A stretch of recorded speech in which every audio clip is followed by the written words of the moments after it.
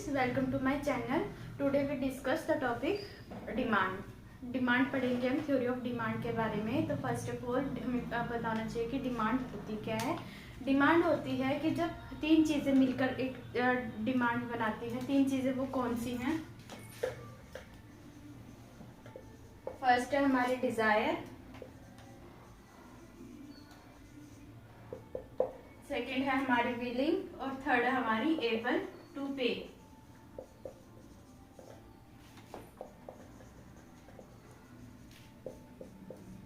तो जो डिमांड है वो तीन चीजों से मिलकर बनती है। फर्स्ट है हमारी डिजायर। डिजायर होता है कि डिमांड के लिए हमें क्या होनी चाहिए कि हमारी इच्छा होनी चाहिए किसी भी चीज को परचेज करने के लिए। फर्स्ट ऑफ ऑल हमारी क्या होनी चाहिए? डिजायर होनी चाहिए कि हमें वो चीज चाहिए है। सेकंड है हमारी यानी कि वांट होनी चाहिए, हमें उस चीज की जरूरत है तो हमारी इच्छा भी होगी। सेकंड है विलिंग। विलिंग का मतलब है कि क्या पर्सन है, जो भी पर्सन है जो उस चीज की डिमांड डिजायर कर रहा है, क्या वो उस चीज के लिए पैसे देने को तैयार है, यानी कि उसके पास इतने पैसे हैं कि वो दे सकता है, विलिंग है वो। और थर्ड है हमारा एबल टू पे। एबल टू पे का मतलब है कि क्या वो पैसे पे करने के लिए भी तैयार है। पहली बात तो थी कि हम डिजायर होनी चाहिए कि उस बंदे की इच्छा होनी चाहिए किसी भी गुड को परचेज करने के लिए। सेकंड है हमने पढ़ा कि विलिंगनेस होनी चाहिए। विलिंगनेस है कि क्या उसके पास इतने पैसे हैं कि वो उस चीज को परचेज कर सकता है। एंड थर्ड एबल टू पे कि क्या वो उतने पैसे पे करने को भी तैयार है।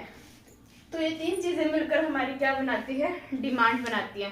तो हम सिंपल वर्ड में पढ़ें तो डिमांड होता है कि डिमांड की डेफिनेशन देखें तो वो होती है कि consumer can purchase the goods at various given prices, कि अलग अलग प्राइसेस पे कंज्यूमर है कितनी गुड्स खरीद रहा है तो उसे हम कहते हैं डिमांड। फिर सेकंड कॉन्सेप्ट हमारा आता है क्वांटिटी डिमांड। क्वांटिटी डिमांड क्या होता है? देखो डिमांड हमने पढ़ा कि अलग अलग प्राइसेस पे जो कंज्यूमर है किसी गुड को परचेज कर रहा है। क्वांटिटी डिमांड होता हमारा कि एक स्पेसिफिक प्राइस पे वो कितनी यूनिट्स को परचेज कर रहा है। इसे हम टेबल और डायग्राम की हेल्प से दोनों को पढ़ेंगे। फर्स्ट पहले तो हम ये देख लेते हैं कि यूटिलिटी और डिमांड के बीच हमारा रिलेशन क्या होता है।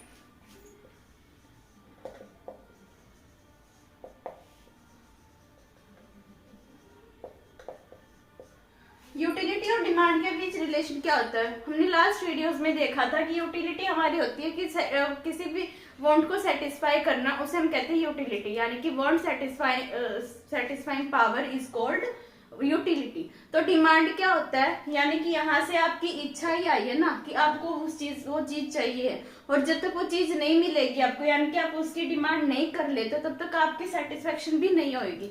क्योंकि यहाँ से हमारी क्या पता चलती है कि यहाँ से हमारी डिजायर आती है। यूटिलिटीज में हमारी डिजायर आती है कि हमें वो चीज चाहिए तो चाहिए, हम उसे सेटिस्फाई करने के लिए हम क्या करते हैं? डिमांड करते हैं, किसी भी गुड की हम ले सकते हैं।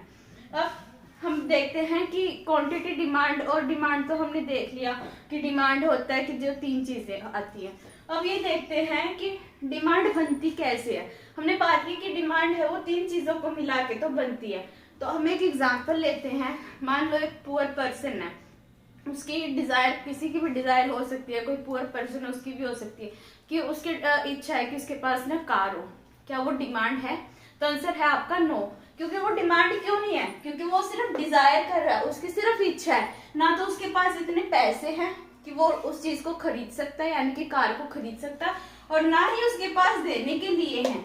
तो ये जब दोनों के दोनों नहीं है तो सिर्फ एक इच्छा होने से आपकी डिमांड नहीं बनती है। डिमांड कब बनेगी? जब आपके पास आपकी डिजायर भी हो, आप उस चीज को खरीदने के लिए विलिंग भी हो, और उसके लिए पेएबल आपकी कैपेसिटी भी हो। तो हम डिमांड क्या बोल रहे हैं कि डिमांड हमारा होता है जब कंज्यूमर है किसी भी गुड को परचेज करता है, किस पे? At different prices. जब अलग अलग प्राइसेस पे कोई भी कंज्यूमर किसी भी गुड को परचेज कर रहा है तो वो होता है डिमांड। एंड सेकंड हमने पढ़ा था क्वांटिटी डिमांड। क्वांटिटी डिमांड क्या होता है? एक स्पेसिफिक प्राइस पे वो कितनी अमाउंट को परचेज कर रहा है, कितनी अमाउंट्स की डिमांड कर रहा है, वो हमारा होता है quantity demand. Let explain with the help of table and diagram. तो ये हमने टेबल ड्रॉ किया है, इसमें हम एक साइड ले रहे हैं प्राइस और एक ले रहे हैं हम क्वांटिटी डिमांड। हमने दो चीजें ले ली, एक प्राइस लिया और एक क्वांटिटी डिमांड लिया। तो जैसे जैसे प्राइस है वो बढ़ता जा रहा है, आपकी जो डिमांड है वो कम होती जा रही है, यानी कि जैसे जैसे आपका प्राइस बढ़ेगा आप उस चीज को कम खरीदोगे। तो अब हम देखते हैं कि इंडिविजुअल डिमांड क्या होता है। इंडिविजुअल डिमांड वो डिमांड होती है जो एक पार्टिकुलर कंज्यूमर कर रहा है, कोई एक कंज्यूमर है वो जो डिमांड कर रहा है किसी भी चीज की, वो होता है इंडिविजुअल डिमांड। मार्केट डिमांड होता है कि जब सारे के सारे मार्केट में जितने भी कंज्यूमर्स हैं सब अलग अलग चीजों की डिमांड कर रहे हैं, तो आप जब उनका समेशन कर देते हो तो मार्केट डिमांड बन जाता है।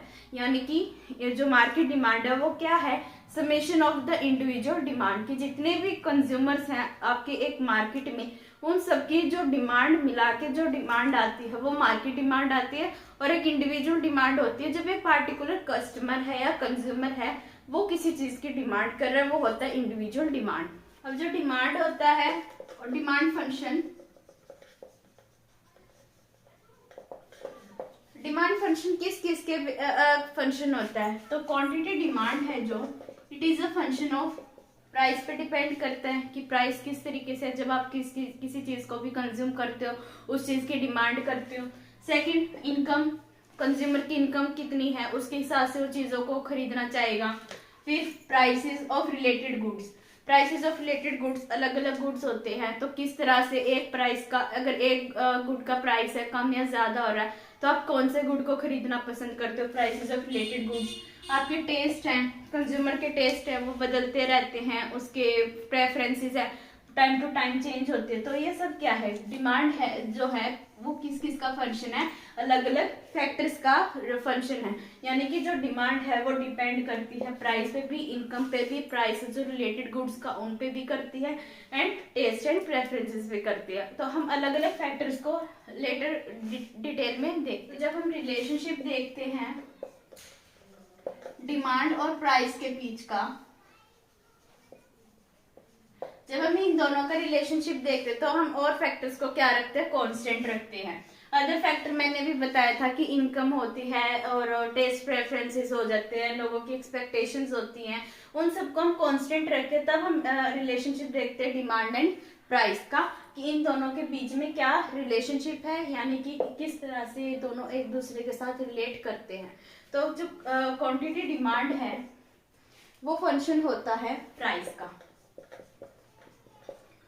वैसे तो इन सबका होता है लेकिन अब हम सिर्फ रिलेशनशिप डिमांड और प्राइस का देख रहे हैं, तो और फैक्टर्स को तो हम कांस्टेंट रख रहे हैं। तो इसका देखते हैं, तो क्वांटिटी डिमांड है वो फंक्शन किसका है, प्राइस का है। इसी को हम कहते हैं law of demand. Discuss law of demand. Law of demand क्या होता है, लॉ ऑफ डिमांड होता है कि अदर फैक्टर रिमेनिंग इक्वल, यानी कि कांस्टेंट रहे या इक्वल रहे, जो प्राइस और जो डिमांड है उन दोनों का रिलेशनशिप डिस्क्राइब करती है, keeping all the other factor constant.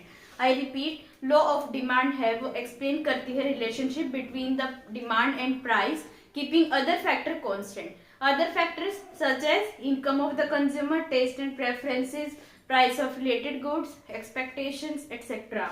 तो उन सबको जब कांस्टेंट रख के सिर्फ हम डिमांड और प्राइस के बीच का जब रिलेशनशिप देखते हैं तो उसे हम कहते हैं law of demand. Law of demand है जो, उसे हम टेबल और मतलब डायग्राम के साथ देखते हैं।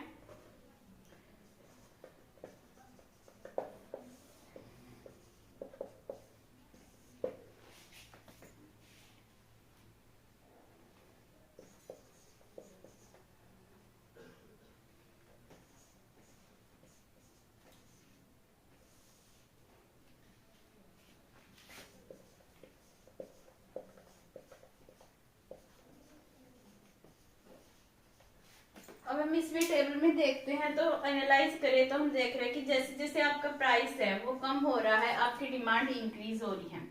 यानी कि जो डिमांड और प्राइस के बीच का जो रिलेशनशिप होता है वो इनवर्स होता है। इनवर्स का मतलब है कि अगर आपकी क्वांटिटी डिमांड इंक्रीज हो रही है तो आपका प्राइस कम होगा, या फिर प्राइस आपका ज्यादा है तो आप डिमांड कम करोगे। बेसिक सा एग्जांपल देखें तो किसी भी चीज का कोई भी हो, जब ज्यादा महंगी हो जाती है तो उस चीज को हम कम खरीदते हैं, और जब वही चीज है आपकी मतलब चीप हो जाती है, सस्ती हो जाती है, तो आप उस चीज को ज्यादा परचेज करते हो। इसका डायग्राम देखते हैं। Price will be taken on Y axis and quantity demand on X axis.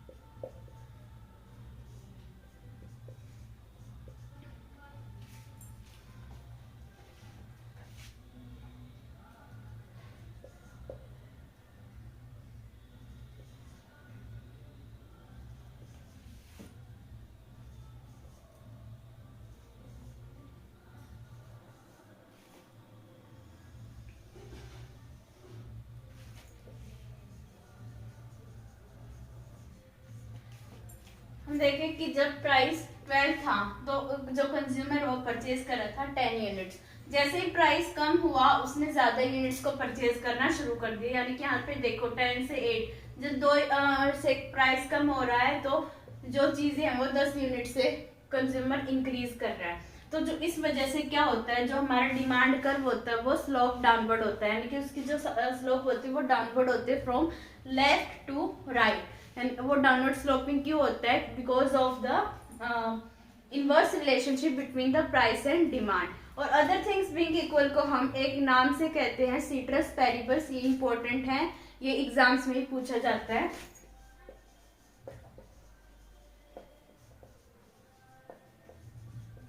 Citrus paribus का मतलब होता है कि और जितने भी फैक्टर्स हैं, अगर आप किसी भी रिलेशनशिप को डिस्क्राइब कर रहे हो तो मान लो हम प्राइस और डिमांड को कर रहे थे, तो डिमांड को तो और चीजें भी अफेक्ट करती है, तो हम जब सारे के सारे और फैक्टर्स को हम कांस्टेंट रखते हैं तो उसे हम बोलते हैं citrus paribus.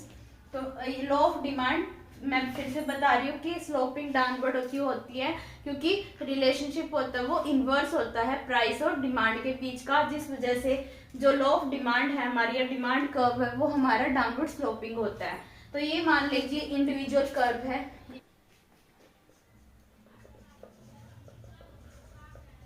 Individual demand curve है, ये स्लोपिंग डाउनवर्ड होता है। मान लीजिए ये कोई एक कंज्यूमर है जिसका ये डिमांड कर्व है और एक बी कंज्यूमर है जिसका डिमांड कर्व भी यही है। ये डिमांड कर्व है, उनके अपने अपने हैं कि वो किन चीजों को कैसे कंज्यूम कर रहे हैं। तो जो मार्केट का डिमांड कर्व है मैंने बताया था कि वो होता है horizontal summation of the individual demand curve. जितने भी इंडिविजुअल डिमांड कर्व है जब आप सबका हॉरिजॉन्टल समेशन करते हो तो आपके पास जो कर्व आती है वो मार्केट डिमांड की होती है। मार्केट डिमांड की कर्व जो होती है वो थोड़ी सी ना फ्लैटर होती है। यहाँ पे जो लॉ ऑफ डिमांड है वो थोड़ी सी स्टीप है, लेकिन जो मार्केट डिमांड कर्व होती है वो स्टीपर होती है। वो स्टीपर क्यों होती है? क्योंकि ये सबका क्या है, हॉरिजॉन्टल समेशन होता है। फिर डिमांड शेड्यूल,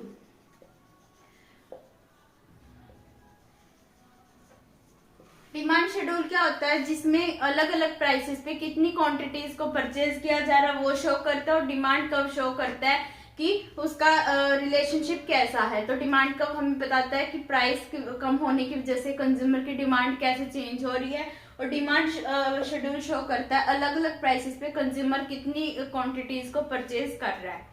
अब हमने भी देखा था कि जो डिमांड कर्व होता है वो डाउनवर्ड स्लोपिंग होता है। वो डाउनवर्ड स्लोपिंग किन रीजंस की वजह से होता है? फर्स्ट है हमारा इनकम इफेक्ट,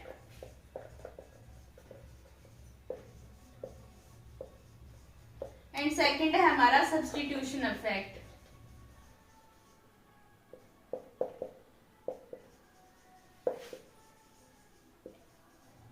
हमारा जो डिमांड कर्व है वो दो रीजंस की वजह से होता है डाउनवर्ड स्लोपिंग।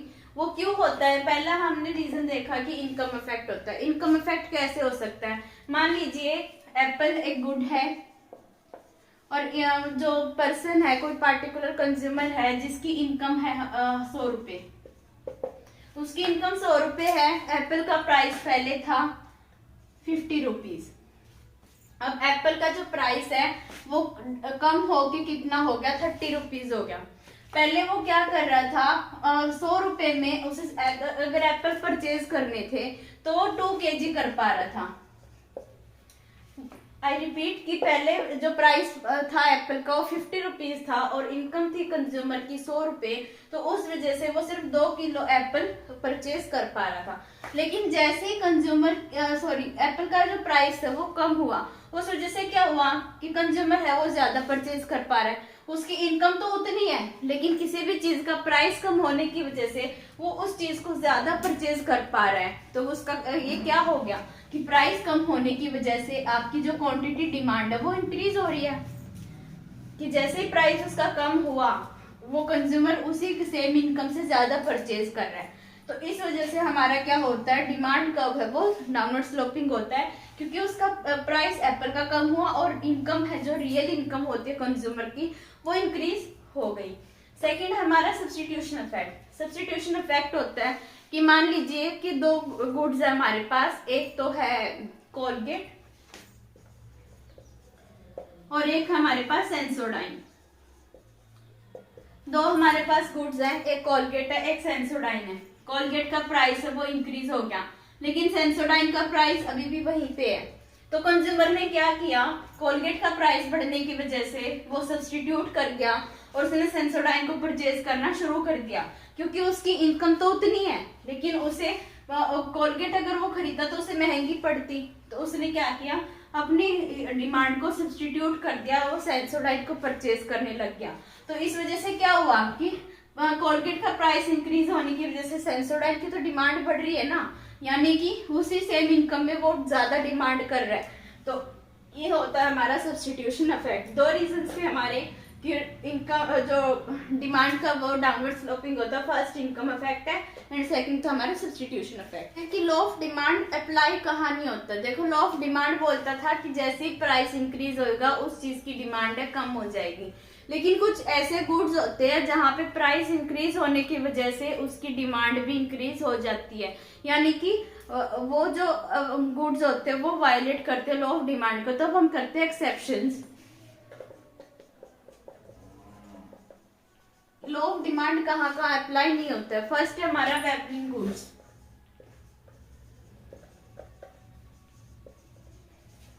वेबलिन गुड्स है, प्रोफेसर वेबलिन ने दिए थे, उसने इस वजह से अपने जो गुड्स है उनका नाम वेबलिन रखा था। तो वेबलिन गुड्स होते हैं जहाँ पे लॉ ऑफ डिमांड है वो अप्लाई नहीं होती है।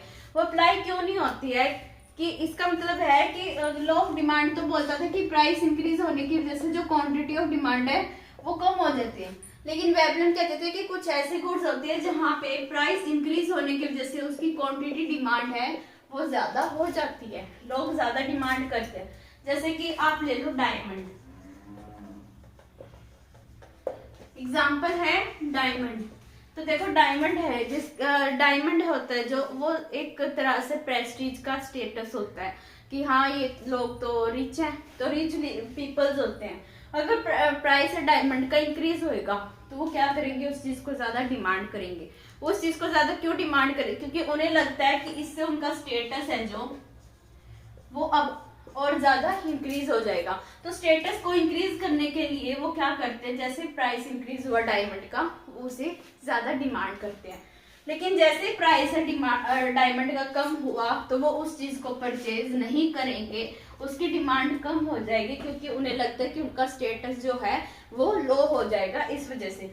तो एक पहला तो है कि वेबलिन गुड्स जहाँ पे लो ऑफ डिमांड अप्लाई नहीं होता है। सेकेंड है गिफन गुड्स।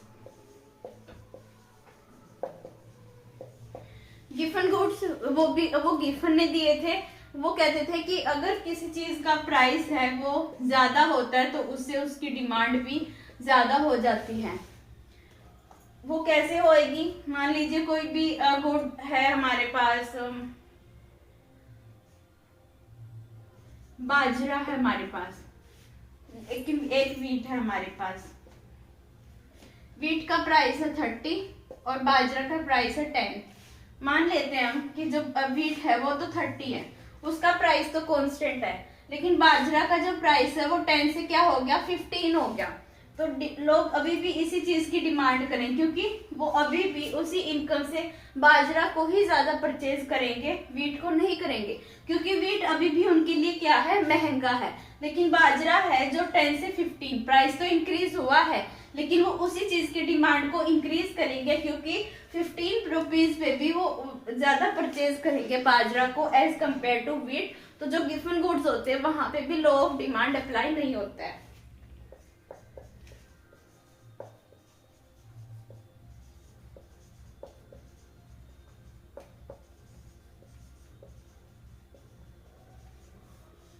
अब हम करते हैं फैक्टर्स जो डिमांड को डिटरमाइन करते हैं कि डिमांड किस किस पे बेस करता है। फर्स्ट हमने देख लिया था प्राइस, वो हम ऑलरेडी डिस्कस कर चुके हैं। सेकंड है price of related goods.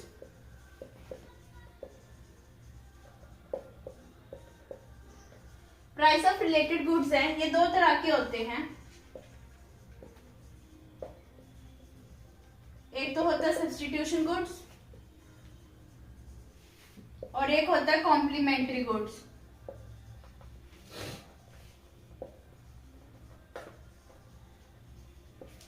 Substitution goods वो गुड्स होते हैं कि एक दो ऐसे गुड्स की एक का अगर प्राइस ज्यादा हो जाता तो आप दूसरे से सेटिस्फाई अपने वांट्स को कर सकते हो। For example T and coffee. Substitution goods के मामले में क्या होता है कि अगर एक का प्राइस कम होता है तो दूसरे की जो डिमांड है वो कम होती है।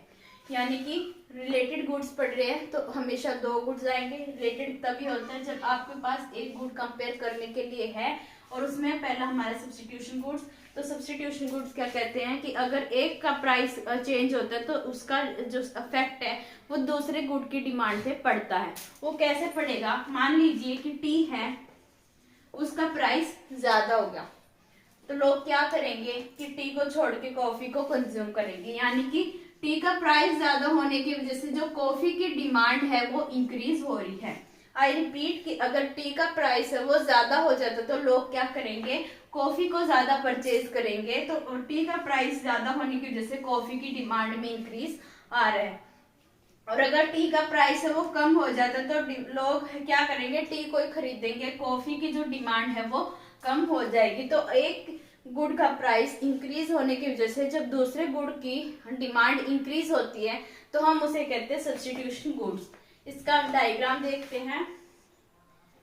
एक्स एक्सिस पे हम टी ले रहे हैं और वाई एक्सिस पे हम ले रहे हैं कॉफी। क्या कहते हैं कि अगर टी का प्राइस है, मान लीजिए ओ पी है और इसकी जो क्वांटिटी है वो ओ क्यू है, तो टी का प्राइस है वो इंक्रीज हो गया P1 पे, यहाँ पे इंक्रीज हो गया। तो उस वजह से क्या, टी का प्राइस है जो वो इंक्रीज हुआ तो उस वजह से जो क्वांटिटी है वो कम होगी और प्राइस जो कॉफी है उसकी डिमांड इंक्रीज होगी। यानी कि पहले ओपी था, ओ क्यू था, इतनी क्वांटिटी वो परचेज कर रहे थे, लेकिन फिर क्या हुआ कि टी का प्राइस इंक्रीज हुआ तो उस वजह से क्या होगी, पहले मान लीजिए ये डिमांड थी उनकी, अब उसका जो प्राइस है वो कम हो रहा है और जो कॉफी का प्राइस है वो इंक्रीज कॉफी की जो डिमांड है वो इंक्रीज हो रही है। यानी कि एक गुड की डिमांड तब बढ़ेगी जब दूसरे गुड का प्राइस बढ़ेगा। दोनों एक दूसरे से रिलेट करते हैं। कॉम्प्लीमेंट्री गुड्स वो गुड्स होते हैं जो एक साथ चलते हैं। यानी कि अगर एक का प्राइस ज्यादा होता है तो दूसरे गुड की जो ऑटोमेटिकली डिमांड है वो कम हो जाएगी। For example car and petrol, ink and pen. Car and petrol का एग्जाम्पल लें तो देख, मान लीजिए कि पेट्रोल का जो प्राइस है वो इंक्रीज हो गया। पेट्रोल का प्राइस इंक्रीज हो गया तो कोई कंज्यूमर कार की डिमांड नहीं करेगा क्योंकि वो पेट्रोल डलवाना पड़ेगा। अब कार है, पेट्रोल के बिना तो चलने नहीं वाली, तो वो क्या करेंगे कि एक गुड का जो प्राइस है वो इंक्रीज होने की वजह से दूसरी जो गुड है उसकी डिमांड ऑटोमेटिकली कम हो रही है। कि वो कॉम्प्लीमेंट्री गुड्स वो होते हैं जो एक साथ चलते हैं। थर्ड है हमारा reason, income of the consumer. अगर कंज्यूमर की इनकम बढ़ती है तो वो ज्यादा गुड्स को डिमांड करेगा क्योंकि उसकी परचेजिंग पावर बढ़ जाती है। लेकिन अगर डिमांड कम है, इनकम है कंज्यूमर की वो कम होती है तो उस वजह से डिमांड भी कम हो जाती है।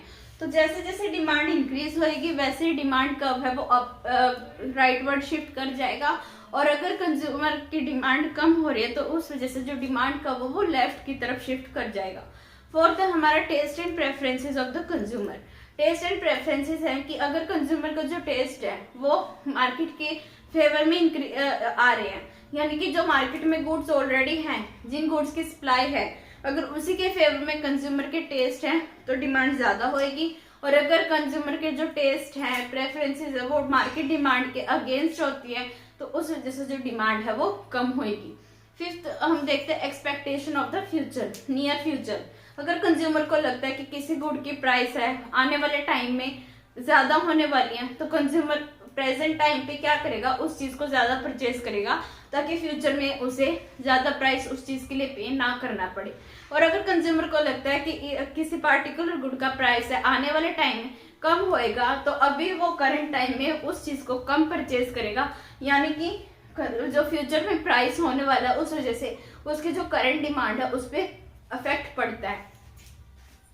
ये थे हमारे इंडिविजुअल डिमांड को अफेक्ट करने वाले फैक्टर। अब मार्केट डिमांड को अफेक्ट करने वाले फैक्टर क्या है कि अगर पॉपुलेशन का साइज बढ़ जाता है, तो अगर पॉपुलेशन का साइज बढ़ेगा तो लोग ज्यादा डिमांड करेंगे, तो डिमांड इंक्रीज होएगा। जैसे जैसे पॉपुलेशन का साइज कम होएगा उस वजह से डिमांड भी कम होएगी।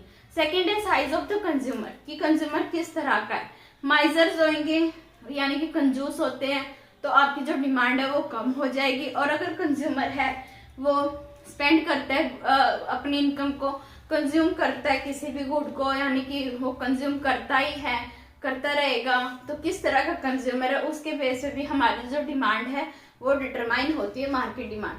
तो मार्केट डिमांड होती है वो पूरी मार्केट के कंज्यूमर्स को देखते हैं, और इंडिविजुअल डिमांड एक पार्टिकुलर पर्सन को देखती है। नेक्स्ट हम देखते हैं इंक्रीज इन डिमांड के रीजंस क्या हैं।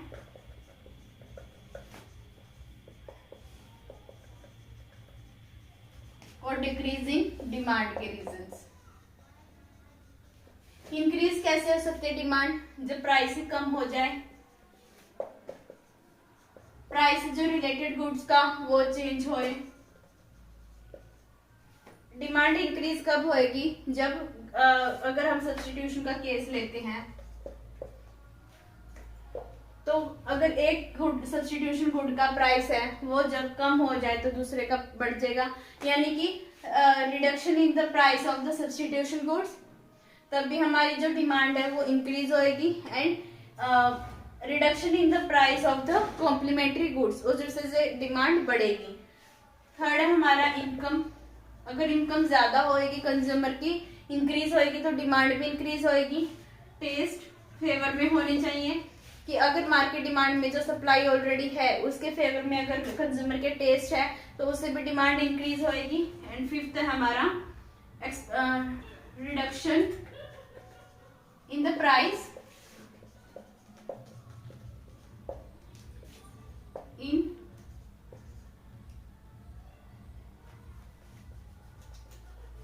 Increase in the price in near future.